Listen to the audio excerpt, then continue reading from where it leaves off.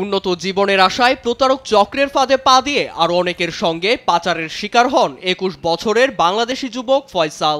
শুক্রবার বার্তা সংস্থা রয়টার্স জানায়, মিয়ানমার ও থাই সীমান্তে সক্রিয় হয়ে উঠেছে দক্ষিণ পূর্ব এশিয়ার বেশ কিছু প্রতারক চক্র। দীর্ঘ সময় ধরে স্ক্যাম সেন্টারের মাধ্যমে জিম্মিদের দিয়ে অনলাইনে প্রতারণামূলক কাজ করিয়ে আসছে চক্রটি। রয়টার্স আরও জানায়, বৃহস্পতিবার মিয়ানমারের একটি স্ক্যাম সেন্টারে অভিযান চালিয়ে উদ্ধার করা হয় ২৬০ ভুক্তভোগীকে। নিয়ে যাওয়া হয় থাইল্যান্ডের একটি সামরিক ঘাঁটিতে। তাদের সবার শরীরেই রয়েছে গভীর ক্ষতচিহ্ন। ফয়সাল জানান, আটকে রেখে অনলাইনে প্রতারণামূলক কাজ করানো হতো তাদের। টার্গেট পূরণ না হলে তাদের শারীরিক নির্যাতন, এমনকি দেয়া হতো ইলেকট্রিক শক।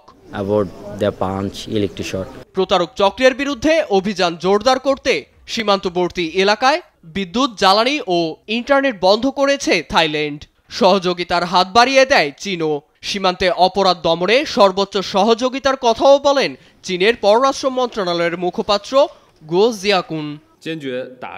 সীমান্তে অনলাইন জুয়া, টেলিকম জালিয়াতির মতো অপরাধ দমনে আমরা পার্শ্ববর্তী দেশগুলোর সঙ্গে এক হয়ে কাজ করব। একটি নিরাপদ সীমান্ত আমাদের সবার প্রত্যাশা। এতে থাইল্যান্ড, মিয়ানমারের সঙ্গে দ্বিপাক্ষিক ও বহুপাক্ষিক সহযোগিতার বিষয়ে বেইজিংয়ের পূর্ণ সমর্থন থাকবে। এদিকে থাই প্রশাসনের অভিযানে আটক হয় সন্দেহভাজন ২০০ চীনা নাগরিক। প্রতারক চক্রের সঙ্গে তাদের যোগসাজশ রয়েছে বলে দাবি তাদের। আটকের পর শুক্রবার থাইল্যান্ড থেকে ৪টি চার্টার বিমানে চীনে পাঠানো হয় সন্দেহভাজনদের। নীরব দাস, নিউজ ডেস্ক, দেশ টিভি।